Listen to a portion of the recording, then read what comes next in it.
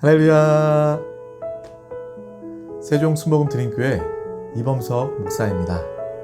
오늘은 어떻게 기도를 해야 할까요? 기도의 응답은 어떻게 받나요?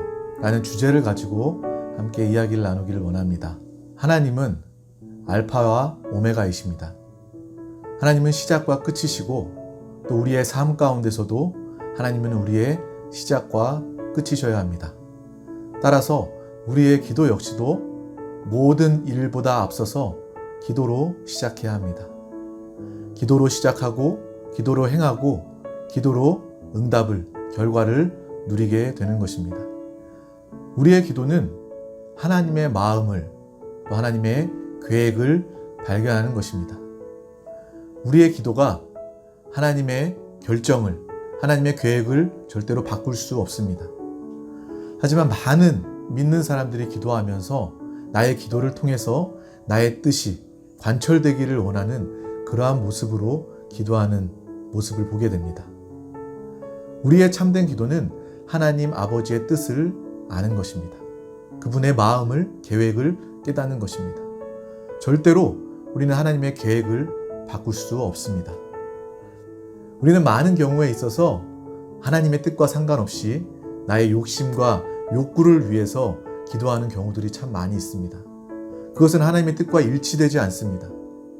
우리의 기도가 하나님과 일치되지 않는다면 그것은 하나님이 응답하지 않으십니다.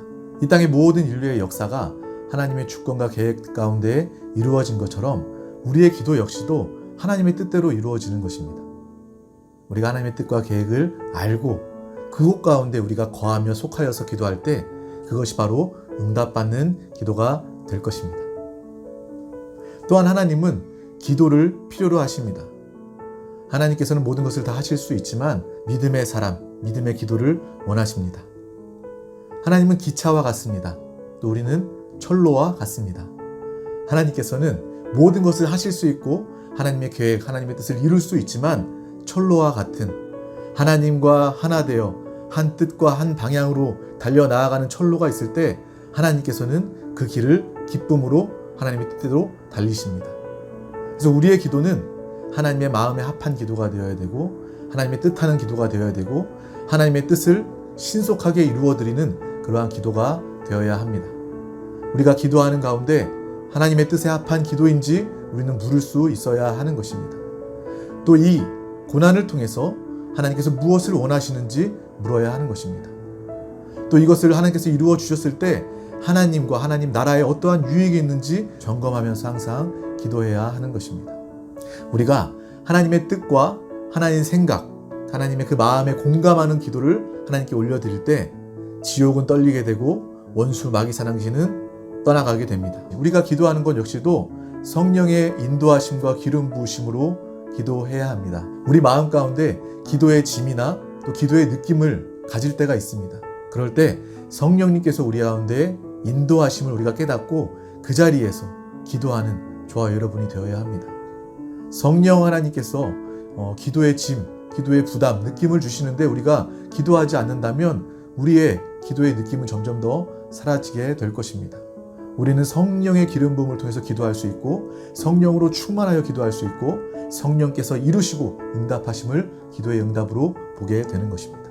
또한 성령의 기름 부으심으로 우리가 기도할 때 또 기도를 내려놓을 수 없는 또 더 큰 부담을 또 느낌을 가지게 됩니다.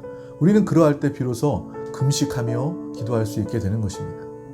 그냥 내 육신의 노력과 내 결단으로 밥을 먹지 않고 금식 기도하는 것이 아니라 우리가 성령의 인도를 시작하여 그것으로 기도할 때 또 그 기도의 느낌이 더욱더 강하여질 때 우리는 비로소 성령님께서 하게 하시는 금식 기도를 하게 되는 것입니다.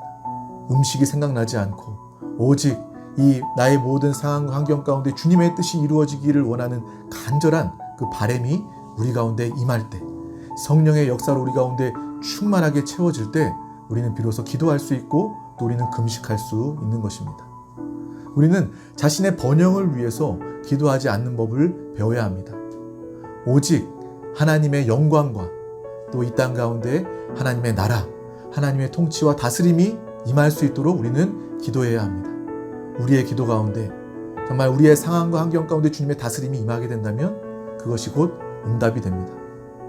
우리의 육신의 질병 가운데 하나님의 영광이 임하게 된다면 그것이 곧 기도의 응답, 치유가 되는 것입니다. 우리는 이렇게 하나님 차원으로 하나님이 원하시는 기도하는 저와 여러분 응답받는 믿음의 기도가 되시기를 간절히 소망합니다. 고린도후서 10장 4절 말씀 이렇게 이야기합니다. 우리의 싸우는 무기는 육신이 아니다. 육신에 속한 것이 아니다라고 이야기하고 있습니다.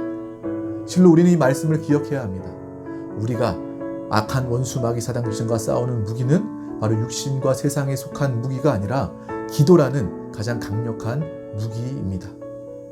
하나님을 전적으로 신뢰하며 또 마귀를 묶고 마귀를 멸하는 그러한 영적 전쟁의 승리의 기도 가운데 하나님은 우리의 기도를 기뻐하시고 응답하십니다. 마귀는 때때로 우리 가운데 방해합니다. 우리를 지치게 만듭니다. 신앙생활을 지치게 만들고 기도를 지치게 만듭니다. 그래서 그만두게 만듭니다. 하지만 우리는 분명히 알아야 합니다. 이 기도라는 최고의 무기를 통해서 우리는 마귀를 멸할 수 있고 하나님의 응답을 누릴 수 있고 이 땅 가운데 하나님의 나라를 임하게 할 수 있는 것입니다.